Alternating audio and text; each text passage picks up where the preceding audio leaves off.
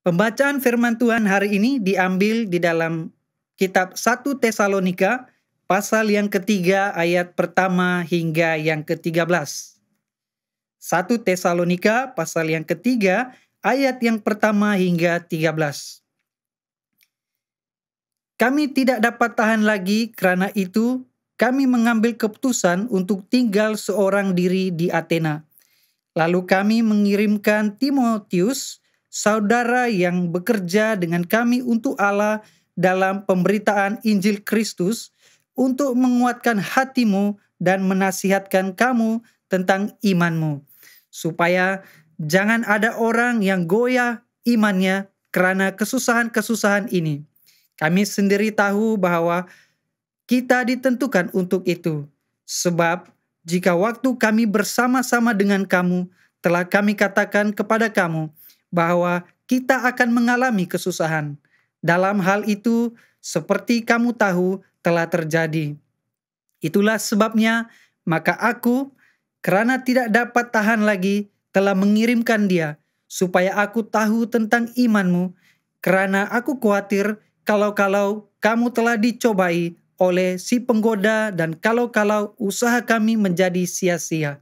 Tetapi sekarang, setelah Timotius datang kembali daripada kamu dan membawa kabar yang menggembirakan tentang imanmu dan kasihmu, dan bahwa kamu selalu menaruh kenang-kenangan yang baik akan kami dan ingin untuk berjumpa dengan kami, seperti kami juga ingin untuk berjumpa dengan kamu. Masa kami juga, saudara-saudara, dalam segala kesesakan dan kekhawatiran kami, menjadi terhibur oleh kamu dan oleh imanmu. Sekarang kami hidup kembali, asal saja kamu teguh berdiri di dalam Tuhan. Sebab ucapan syukur apakah yang dapat kami persembahkan kepada Allah atas segala sukacita yang kami beroleh karena kamu di hadapan Allah kita. Siang malam kami berdoa bersungguh-sungguh supaya kita bertemu muka dengan muka dan menambahkan apa yang masih kurang pada imanmu. Kiranya Dia, Allah dan Bapa kita, dan Yesus Tuhan kita membukakan kami jalan kepadamu. Dan kiranya Tuhan menjadikan kamu bertambah-tambah dan berkelimpahan dalam kasih seorang terhadap yang lain dan terhadap semua orang, sama seperti kami juga mengasihi kamu. Kiranya Dia menguatkan hatimu supaya tidak bercacat dan kudus di hadapan Allah dan Bapa kita pada waktu kedatangan Yesus Tuhan kita dengan semua orang kudus. Demikianlah firman Tuhan. Syukur kepada Allah.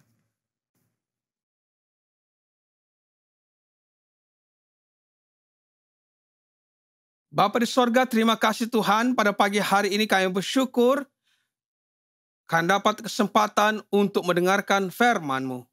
Terangilah hati dan pikiran kami, agar kami beroleh pengertian yang benar akan kebenaran firman-Mu. Demi Kristus kami berdoa dan mengucap syukur. Amin.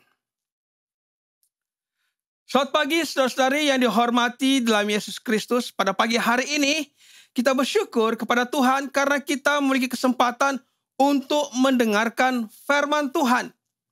Dan pada pagi hari ini kita akan terus mendalami firman Tuhan daripada surat 1 Tesalonika dengan siri khotbah kita, yaitu iman yang lebih kuat, dengan topiknya adalah mengapa menderita, yang diambil daripada 1 Tesalonika pasal yang ketiga ayat yang pertama hingga ayat yang ke-13.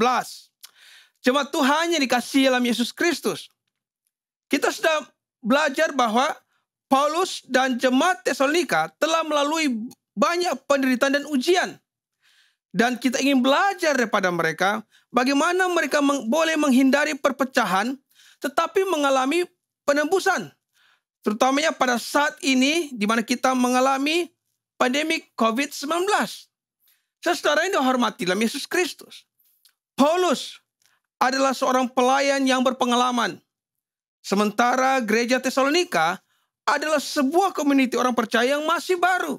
Tetapi kita melihat di sini, mereka tidak mengalami perpecahan walaupun berada di bawah tekanan yang besar secara luaran.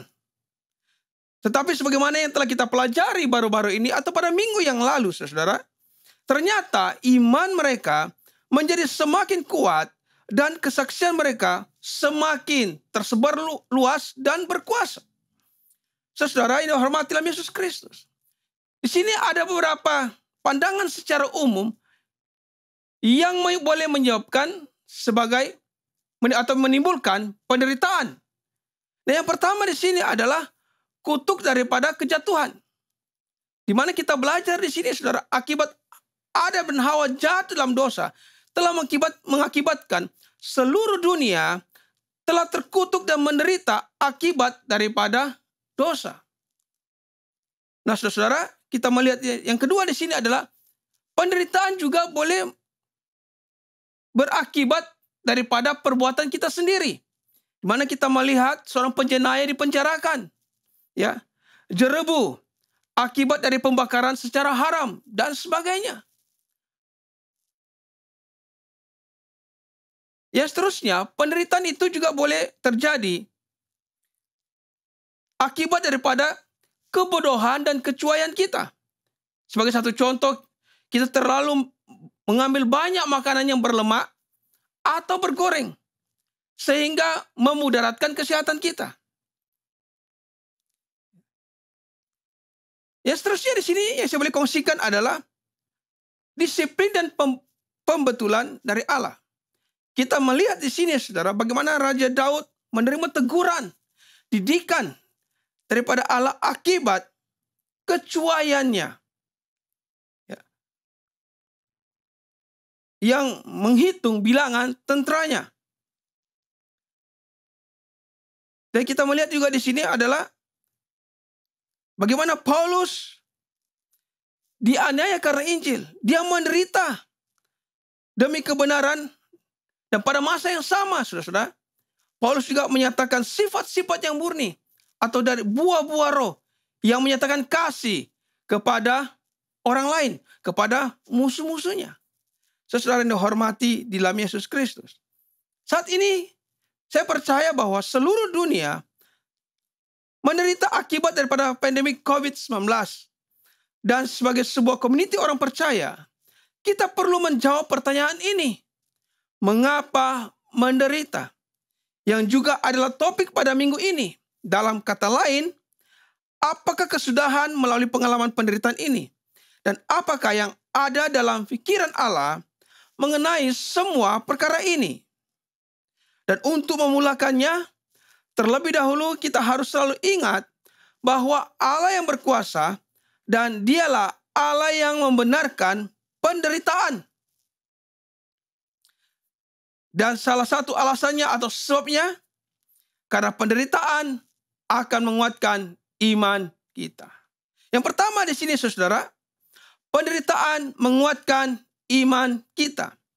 Di dalam surat 1 Tesalonika, pasal yang ketiga, ayat yang pertama hingga ayat yang kelima, saya akan bacakan. Kami tidak dapat tahan lagi. Karena itu kami mengambil keputusan untuk tinggal seorang diri di Athena. Lalu kami mengirim Timotius, saudara yang bekerja dengan kami untuk Allah dalam pemberitaan Injil Kristus, untuk menguatkan hatimu dan menasihatkan kamu tentang imanmu, supaya jangan ada orang yang goyang imannya karena kesusahan-kesusahan ini. Kamu sendiri tahu bahwa kita ditentukan untuk itu. Sebab juga waktu kami bersama-sama dengan kamu, telah kami katakan kepada kamu bahwa kita akan mengalami kesusahan. Dan hal itu seperti kamu tahu telah terjadi. Itulah sebabnya maka aku, karena tidak dapat tahan lagi, telah mengirim dia supaya aku tahu tentang imanmu. Karena aku khawatir kalau kamu telah dicobai oleh si penggoda dan kalau usaha kami menjadi sia-sia. Jemaat Tuhan yang dikasihi dalam Yesus Kristus. Di sini kita membaca bahwa Timotius telah diutus ke Tesalonika untuk menguatkan iman jemaat Tesalonika. Dan karena itu Paulus tahu juga dan malah memberitahukan jemaat Tesalonika bahwa kita telah ditentukan untuk diuji. Dan ianya terbukti bagaimana Paulus dan rakan sepelayanannya yang dipaksa meninggalkan Tesalonika sejak dari awal lagi. Dan hal ini membuatkan Paulus merasa khawatir terhadap community orang percaya yang masih baru ini akan meninggalkan iman mereka akibat penganiayaan dan pekerjaan iblis. Walau bagaimanapun, saudara yang dihormati dalam Yesus Kristus, seperti yang telah kita baca di atas, kita tahu bahwa iman jemaat Tesalonika telah bertumbuh lebih kuat walaupun mereka mengalami penganiayaan dan penderitaan. Iman jemaat Tesalonika yang digoncang oleh penderitaan telah membentuk iman mereka menjadi teguh. Nah, saudara, dengan kata lain, iman bila direnggangkan sampai pada satu tahap, ianya akan menjadi semakin kuat, bukan semakin lemah. Demikianlah apabila Allah membenarkan iman kita diuji sampai pada satu titik yang paling tinggi, kesudahannya bukan untuk memecah belahkan kita atau untuk melemahkan kita, tetapi memberikan kita penembusan di mana kita boleh percaya sepenuhnya kepada Allah. Hal ini ditulis sendiri oleh pemazmur. Dalam Mazmur 73 ayat 25 hingga ayat 26. Dikatakan demikian. Siapa kegerangan ada padaku di sorga selain engkau? Selain engkau tidak ada yang kuingini di bumi. Sekalipun dagingku dan hatiku habis lenyap, gunung batuku dan bagianku tetaplah Allah selama-lamanya. Saudara yang dihormati dalam Yesus Kristus, dalam berpikir untuk memulakan suatu senaman yang rutin, setiap kali selepas latihan yang keras, saudara-saudara, ya, kita akan merasakan penderitaan. Menderita sakit selepas itu. Tetapi kita tahu bahwa ianya penderitaan yang sementara. Karena penderitaan itu akan berlalu. Tetapi akan membentuk otot-otot kita menjadi kuat. Kita boleh mengangkat benda yang berat. Bahkan kita boleh berlari laju dengan tubuh badan yang sehat. Saudara. Ini menunjukkan bahwa penderitaan atau kesakitan adalah salah satu kesan dari senaman atau yang akan menguatkan tubuh badan kita. Nah, saudara, sama halnya bahwa kita telah ditentukan untuk diuji dengan banyak perkara, termasuklah pandemik ini. Daripada kita terus-menerus mengadu atau mengeluh atau tetap berpuas hati dan keadaan kita sekarang, saudara, pada akhirnya kita harus sadar bahwa kita harus membuat pilihan. Dan pilihan itu tentunya akan membuatkan iman kita menjadi kuat melalui penderitaan. Saudara yang dihormati dalam Yesus Kristus. Pada tahun 2009, Pedoman Harian telah menerbitkan siri buku yang bermula dengan tajuk 10 alasan untuk mempercayai. Dan salah satu daripadanya adalah 10 alasan untuk mempercayai Tuhan yang mengizinkan penderitaan. Di sini saya ingin mengungsikan kepada kita semua beberapa perkara mengenai bahagian ini. Dan selebihnya Anda boleh mencarinya sendiri di Google. Saudara, beberapa bahagian tersebut menyatakan seperti berikut, saudara. Bahwa penderitaan mendedahkan isi hati kita. Kekuatan iman kita telah terlihat, telah terdedah. Artinya bagaimana kita mau tahu iman kita kuat atau lemah? Ianya harus diuji dahulu. Dengan banyak perkara. Dan salah satunya, saudara-saudara, adalah melalui penderitaan. Yang kedua, saudara, penderitaan memberi kita peluang untuk mempercayai Tuhan. Seperti yang dapat kita lihat dalam kehidupan Ayub. Ayub menderita, tetapi Ayub tetap percaya kepada Tuhan. Saya berharap, saudara, dalam masa pandemi seperti ini, kita juga belajar seperti Ayub, yang tetap percaya kepada Tuhan meskipun mengalami penderitaan. Yang seterusnya yang saya boleh kongsikan di sini, saudara, bahwa Tuhan menderita bersama-sama dalam penderitaan kita. Artinya, Allah juga turut merasakan apa yang kita derita. Mengapa, saudara? Karena kita belajar di sini bahwa Allah sendiri yang memberikan anaknya yang tunggal mengetahui kesakitan itu. Allah sendiri tahu apa artinya rasa sakit itu. Allah sendiri tahu apa artinya penderitaan akibat kehilangan anaknya yang tunggal. Itu sebabnya, saudara, apabila kita menderita, Allah juga turut merasakannya bersama-sama dalam kehidupan kita.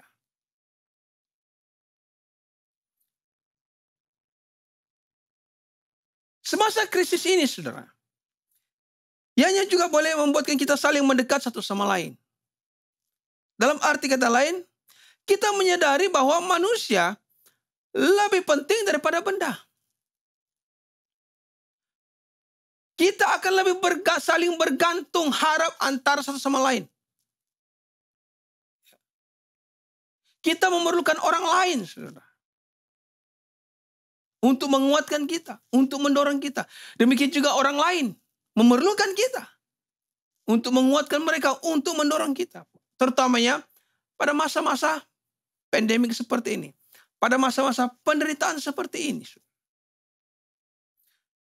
Nah, saudara, yang terakhir yang saya boleh kongsikan di sini adalah Tuhan boleh mengubah penderitaan menjadi kebaikan kita. Hal ini kita boleh melihat di dalam Kejadian pasal yang ke-50, ayat yang ke-20, mengenai percakapan antara Yusuf dengan abang-abangnya. Nah, kita melihat di sini katakan apa, saudara? Kamu sudah bermufakat untuk melakukan kejahatan kepadaku. Tetapi Allah mengubah kejahatan itu menjadi kebaikan, supaya banyak orang dapat diselamatkan, seperti yang terbukti sekarang ini. Saudara yang dihormati dalam Yesus Kristus. Kita melihat di sini, saudara, penderitaan akan menguatkan iman kita. Penderitaan merupakan satu ujian bagi kita untuk terus percaya kepada Tuhan. Nah, saudara, kita melihat di sini bahwa satu hal yang boleh kita pelajari bersama-sama, terutamanya contoh yang sudah saya berikan tadi, seperti senaman yang efektif, adalah dilakukan secara konsisten. Ia merupakan inti dari pendirian yang teguh dan tidak akan mengabaikan keputusan yang telah dibuat. Kita harus berdiri teguh untuk memiliki iman yang kuat. Artinya apa, saudara? Apabila kita sudah memutuskan untuk terus percaya kepada Tuhan Yesus, beriman kepada Tuhan Yesus, maka ianya satu keputusan yang harus kita lakukan secara konsisten. Secara terlatih, secara berdisiplin, supaya iman kita benar-benar dikuatkan. Jadi ini yang pertama yang kita boleh pelajari bersama-sama daripada jemaat di Tesalonika. Penderitaan menguatkan iman kita, saudara. Yang kedua, tindak balas yang benar terhadap penderitaan akan menguatkan orang lain. Di sini kita melihat poin ini, saudara. Ternyata penderitaan tidak hanya menguatkan iman kita sendiri, tetapi juga akan menguatkan iman orang lain. Nah, bagaimana caranya? Kita melihat di sini dalam 1 Tesalonika pasal yang ketiga, ayat yang ke-6 hingga ayat yang ke-13. Ini satu pembacaan yang sangat panjang. Saya akan bacakan, saudara. Tetapi sekarang, setelah Timotius datang kembali dari kamu dan membawa kabar yang menggembirakan tentang imanmu dan kasihmu, dan bahwa kamu selalu menaruh kenang-kenangan yang baik akan kami dan ingin untuk berjumpa dengan kami, seperti kami juga ingin untuk berjumpa dengan kamu, maka kami juga, saudara-saudara, dalam segala kesesakan dan kesukaran, kami menjadi penghibur oleh kamu dan oleh imanmu. Sekarang kami hidup kembali, asal saja kamu teguh berdiri di dalam Tuhan. Sebab ucapan syukur apakah yang dapat kami persembahkan kepada Allah atas segala sukacita yang kami peroleh karena kamu di hadapan Allah kita. Siang malam kami berdoa sungguh-sungguh supaya kita bertemu muka dengan muka dan menambahkan apa yang masih kurang pada imanmu. Kiranya Dia, Allah dan Bapa kita, dan Yesus, Tuhan kita, membukakan kami jalan kepadamu. Dan kiranya Tuhan menjadikan kamu bertambah-tambah dan berkelimpahan dalam kasih seorang terhadap yang lain dan terhadap semua orang, sama seperti kami juga mengasihi kamu. Kiranya Dia menguatkan hatimu supaya tak bercacat dan kudus di hadapan Allah dan Bapa kita pada waktu kedatangan Yesus, Tuhan kita, dengan semua orang kudusnya. Saudara yang dihormati di dalam Yesus Kristus. Pada bahagian ini kita melihat bagaimana Paulus merasa gembira menerima kabar baik bahwa jemaat Tesalonika tidak meninggalkan iman mereka, tetapi tetap berdiri teguh dalam iman. Dan ini terbukti dari kerinduan mereka. Kerinduan jemaat Tesalonika yang ingin berjumpa dengan Paulus dan rakan sepelayanannya. Dan ini telah menjadi dorongan dan motivasi yang besar bagi Paulus untuk meneruskan pelayanannya dan memberitakan Injil dengan seluruh kekuatan dan keyakinannya. Saudara-saudara yang dihormati dalam Yesus Kristus. Dengan kata lain, keteguhan iman jemaat Tesalonika kepada Allah telah mendorong Paulus untuk terus percaya kepada Allah. Dan pada masa yang sama, Paulus berdoa agar mereka dapat dipertemukan kembali supaya jemaat Tesalonika akan terus diperlengkapi dan didorong untuk memiliki iman yang kuat. Dan kita juga melihat di sini bagaimana Paulus sungguh-sungguh berdoa supaya iman jemaat Tesalonika menjadi sempurna. Jemaat Tuhan yang saya kasihi dalam Yesus Kristus. Di sini saya ingin memberikan beberapa contoh lagi. Kembali kepada ilustrasi senaman tadi, saudara. Di mana saya memulakan senaman rutin setelah balik dari bercuti. Apa yang memotivasikan saya untuk memulakannya adalah suatu hari apabila PKP mulai dilonggarkan, saya telah berjumpa dengan seseorang kawan yang secara keseluruhan fisikalnya telah berubah dengan sangat ketara sekali. Sebab orang tersebut telah melakukan senaman setiap hari sejak PKP dimulakan. Nah, saudara yang dihormati dalam Yesus Kristus, saya sangat teruja dengan hasil tersebut. Dan saya coba bertanya dan mulai mengkaji dan menemukan cara senaman rutin yang terbaik bagi saya. Meskipun ianya tidak terlalu berat, tetapi mampu untuk dilakukan secara konsisten. Di mana setiap kali saya melihat rakan saya, saudara, saya akan termotivasi kembali atau mengingatkan saya kembali rutin senaman harian saya. Hal ini merupakan satu gambaran yang indah mengenai seorang yang berdiri teguh dalam iman, yang juga mendorong orang lain, seperti apa yang Paulus dan jemaat Tesalonika telah letakkan dalam iman mereka. Kita tidak boleh berdiri teguh dengan sendirinya. Kita memerlukan orang lain untuk mendorong dan memotivasi dalam semua keadaan, sama ada baik ataupun buruk. Saudara yang dihormati di dalam Yesus Kristus. Demikian juga dalam kelompok sel, saudara. Di mana persekutuan dengan orang lain melalui kelompok sel setiap minggu memainkan peranan yang penting. Meskipun pada saat ini kita tidak bertemu secara fisikal, tapi kita bertemu secara dalam talian. Nah, saudara ini hormati dalam Yesus Kristus.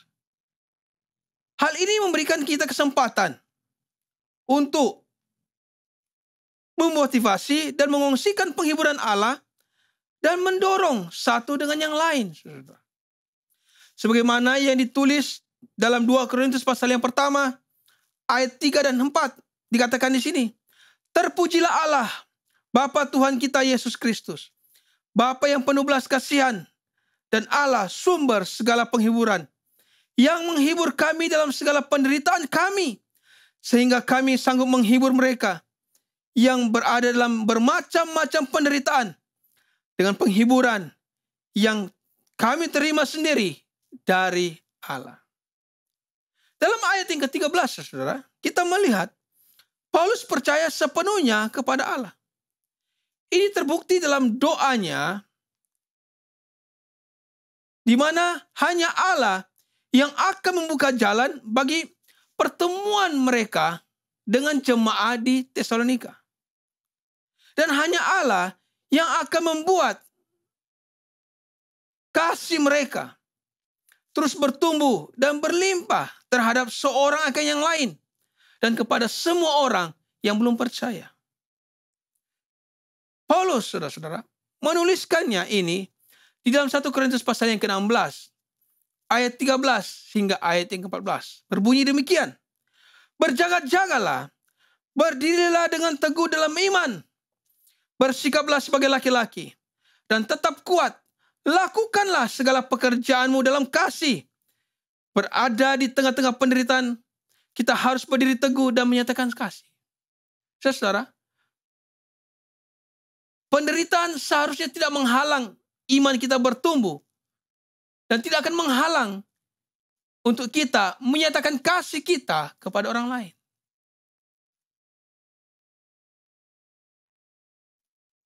Jadi inilah firman Tuhan, saudara, yang mengajar kita. Dan contoh yang lainnya saya boleh kongsikan kepada kita, saudara, yang di sini.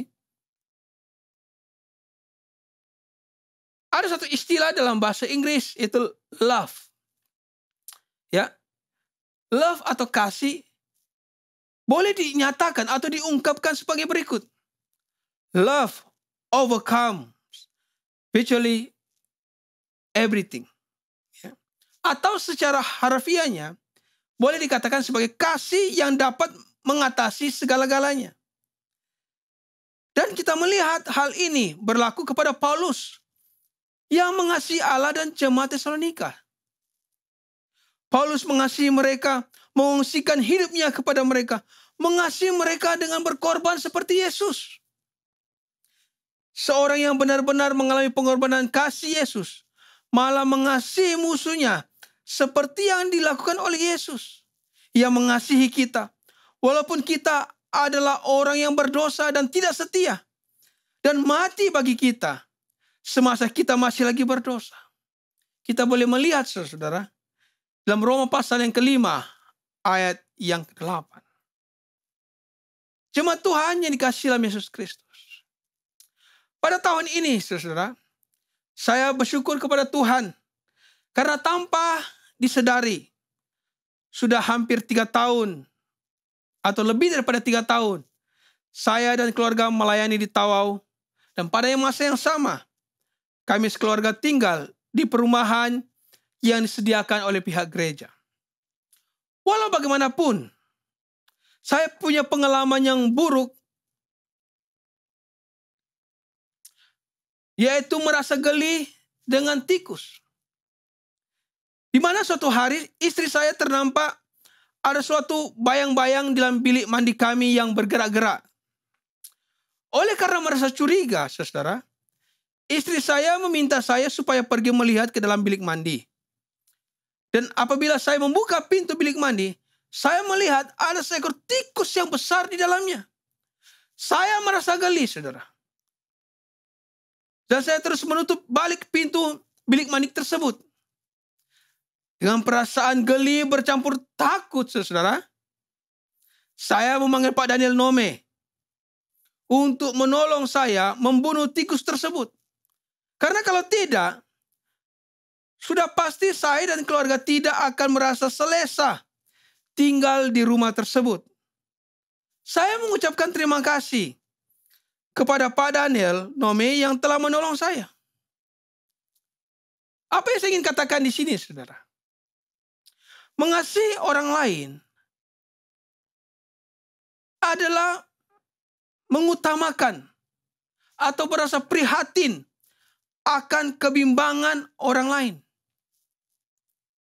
Pak Daniel Nome tidak berlenga-lenga datang ke rumah saya atau bersikap tunggu dan lihat apakah yang akan berlaku antara tikus dan saya, atau mengharapkan sesuatu terlebih dahulu. Tidak, saudara. Pak Daniel Nome telah mengutamakan atau merasa prihatin akan kebimbangan saya. Nah, berdasarkan teladan daripada Paulus dan Yesus, setiap kita boleh mengasihi orang lain dengan berkorban, yaitu membantu seseorang keluar dari tekanan tikus tersebut atau apa saja binatang-binatang yang menakutkan, dari rasa takut atau bimbang, supaya seseorang itu boleh terus bergerak bebas dalam dunia, terutama sekali pada masa pandemi. Mengasihi orang lain juga, saudara, boleh dinyatakan di dalam kelompok sel melalui formula tersebut, yaitu formula ABC yang saya bagikan contoh di sini. Apakah ini dimaksudkan dengan formula ABC, saudara? Dalam bahasa Inggrisnya adalah attitude, behavior, dan Christ center. Saudara, yang pertama di sini attitude atau sikap. Di dalam kelompok sel kita datang dengan hati yang siap sedia dan menikmati persekutuan. Dengan arti kata lain, apabila kita datang ke dalam kelompok sel, lebih awal kita mempersiapkan semuanya dengan baik, dengan awal, ya. Dan sekiranya ada masa yang lebih atau tersisa, ya saudara, kita gunakannya untuk masa untuk bertenang sebelum kita memulakan kelompok sel kita. Artinya, kita memiliki hati yang sungguh-sungguh siap sedia untuk melakukan kelompok sel. Kita tidak bermain-main, tapi kita sungguh-sungguh. Yang kedua di sini adalah mengenai behavior atau tingkah laku. Di mana apabila kelompok sel sedang dijalankan atau dimulakan, kita tidak fokus pada kumpulan kita yang sendiri, yang kita ikut. Dan jangan ada tugas yang lebih. Apakah maksudnya di sini, saudara? Semasa kelompok sel dimulakan, ya, dengan penuh hormat, semua peranti-peranti alat-alat elektronik, ya, atau pemberitahuan apps, kita off-kan terlebih dahulu, kita silent-kan, kita matikan. Dan kita memberikan tumpuan kepada kelompok sel. Dan dalam kelompok sel juga, saudara, tidak hanya pemimpin yang bekerja atau melayani, tetapi semua anggota terlibat, saudara. Ada yang memimpin pujian, ada yang memimpin pembacaan ais, ada yang berkongsi firman Tuhan. Semua anggota sel terlibat. Bukannya hanya satu orang. Dan yang ketiga di sini adalah Christ center atau berpusat pada Kristus. Di mana kita melihat di sini anggota-anggota sel yang hidupnya berpusat pada Kristus mula menjadi teladan seperti Kristus. Sebagai satu contoh, dalam kelompok sel kita mula mengembangkan kesadaran kita mengenai kehadiran Kristus di dalam ruangan tersebut. Dan menghormatinya melalui perbuatan-perbuatan kita dan perkataan kita. Artinya saudara, semua kita terlibat. Kita menjadi contoh kepada yang lain. Bila ada puji-pujian, kita memuji Tuhan dengan sungguh-sungguh. Bila ada pembacaan ayat, kita ikut dalam pembacaan ayat. Kita tidak berdiam diri. Kita tidak sepertinya tidak kisah apa yang berlaku di sekitar kita. Tapi kita ikut serta. Sehingga pada akhirnya saudara, orang lain melihat hidup kita itu menjadi teladan bagi mereka. Saudara yang dihormati dalam Yesus Kristus. Contoh yang terakhir yang di sini yang boleh kongsikan kepada kita semua dalam hal mengasihi, saudara. Ya. Kita melihat di sini. Di tahun ini, saudara, sama ada kita sadar atau mungkin kita kurang pasti atau tidak sadar, saudara.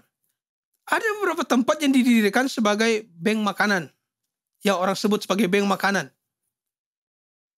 Bagi kita yang membuat orang lain merasa prihatin terhadap keutamaan kita dengan moto, ambil jika perlu, beri jika sudi. Hal ini mungkin saya memberikan satu contoh yang lebih sederhana sendiri yang mungkin kita juga boleh menyadarinya. Sebagai satu contoh, biasanya saya dan keluarga pergi ke 7-Eleven, ya. Dan biasanya di 7-Eleven itu apabila kita sudah membayar, ada satu kotak kecil, ya. Dikatakan itu masukkan RM1. RM1 merupakan sumbangan Anda kepada orang-orang yang memerlukan. Atau jika Anda memberi atau membeli, ya, barang makanan ini RM10 ke atas, RM1 daripadanya akan dimasukkan kepada sumbangan seperti kepada orang-orang yatim piatu seperti itu. Nah, saudara yang dihormati dalam Yesus Kristus. Kita melihat di sini, saudara, sikap ini menunjukkan bahwa ternyata kita juga boleh bertumbuh dengan lebih kuat dalam iman dan kasih pada masa penderitaan. Ya. Jemaat Tuhan yang dikasih dalam Yesus Kristus. Keprihatinan kita terhadap sesama kita dengan menyatakan kasih kepada mereka, meskipun di dalam penderitaan pandemik seperti ini, ianya seharusnya tidak menghalang kita untuk berbuat kasih kepada orang lain. Contoh yang lain yang sederhana yang saya boleh kongsikan kepada kita supaya kita boleh memahami bagian ini, saudara. Ya. Pada sebelum masa PKP atau pada masa PKP pemulihan, ya, setelah PKP dilonggarkan dan kita masih boleh pergi ke restoran misalnya. Saya dan keluarga biasanya seringkali ke restoran atau ke tea time. Nah, di tea time biasanya ada orang-orang yang katakan basking lah, begitu. Basking yang menyanyikan lagu-lagu yang menghibur orang-orang yang makan. Di tengah-tengah pandemik seperti ini, kadang-kadang saya bertanya kepada istri saya, berapa kira-kira pendapatan mereka satu malam? Ya, di tengah-tengah pandemik seperti ini. Orang tidak ramai, tapi mereka keluar untuk melakukan apa yang mereka sedang lakukan sekarang, yaitu bernyanyi atau menghibur orang-orang yang sedang makan di tea time atau di mana-mana restoran, saudara. Lalu selepas mereka menyanyi, menghibur, mereka pastinya meminta sumbangan. Nah, saya mengatakan kepada istri saya, bagi saya berapa yang kita ada untuk menolong mereka. Ya. Untuk menolong mereka. Bukan dalam bentuk sedekah lah, seperti begitu. Tapi kita beri karena untuk menolong mereka, menyara kehidupan mereka pada masa pandemik seperti ini. Ya, dalam arti kata lain, mereka menghibur, kita terasa, kita bagi. Ya. Saudara yang dihormati dalam Yesus Kristus. Ada banyak perkara yang boleh kita nyatakan keprihatinan kita kepada orang yang lain pada masa penderitaan seperti ini. Kadang-kadang juga saya dengan istri, bukan sebagai satu budaya dalam keluarga kami, tapi kadang-kadang saya dan istri, apabila kami keluar dari satu kedai atau mana-mana tempat, kami melihat ada peminta-peminta sedekah, ya paling tidaklah kami berikan 2-3 ringgit begitu, sebagai mereka punya pendapatan untuk, kalau mereka beli makanan, untuk mengalas perut dan apa saja. Mengasihi orang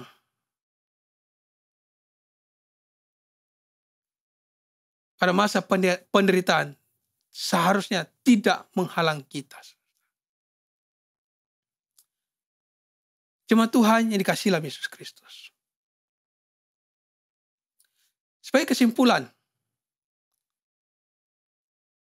pada kita semua pada pagi hari ini, bahwa penderitaan sebenarnya akan menghasilkan iman yang kuat dalam Yesus Kristus. Walaupun hal itu menyakitkan dan merupakan ujian bagi kita. Kita harus meletakkan kepercayaan kita di dalam Yesus. Di mana kehidupan dengan gaya hidup yang tidak bercela dan kudus, seperti yang kita lalui dalam dunia ini, atau yang bukan hanya dalam dunia ini, tapi kita diutus ke dalam dunia. Saudara. Di tengah-tengah penderitaan, kita menjadi saksi Kristus kepada dunia. Kita tetap menjaga hidup kita. Kita tetap menjaga rohani kita untuk terus bertumbuh dan menyatakan kasih kepada sesama kita. Apa yang kita boleh lakukan, saudara yang dihormati dalam Yesus Kristus? Nah, sebagai cabaran bagi saya dan saudara-saudari yang dihormati dalam Yesus Kristus, pada masa pandemik ini, saudara, atau pada masa penderitaan seperti ini yang kita lalui, kiranya penderitaan ini menjadi masa untuk menguatkan iman kita. Inilah proses untuk menguatkan iman kita. Yaitu di mana kita berusaha setiap hari membagikan masa kita dengan Allah secara pribadi, melalui doa dan membaca Alkitab. Berusaha setiap minggu membagi masa dalam persekutuan dengan orang lain, dan sebaik-baiknya dalam menyembah kepada Allah, walaupun melalui secara dalam talian, saudara. Kita beribadah bersama dengan keluarga kita. Saudara ini hormati dalam Yesus Kristus. Cabaran yang berikutnya bagi saya dan saudara adalah bagaimana kita memikirkan cara yang terbaik untuk menyatakan kasih dalam community orang yang beriman. Nah, salah satu caranya adalah kita memberikan sesuatu yang masih berlaku kepada makanan tadi. Atau memberikan satu sumbangan kepada orang-orang yang memerlukan. Kita juga boleh menyatakan kasih kepada orang lain melalui dorongan. Kalau Anda mengetahui ada anggota sel Anda yang sakit atau yang berada dalam kelemahan tubuh, paling tidak Anda boleh teks kepada dia, ya, mengirimkan teks, apa kabar? Ya, Tuhan Yesus memberkati kamu. Atau Anda boleh menghubungi mereka, bertanya kabar. Nah, saudara yang dihormati dalam Yesus Kristus.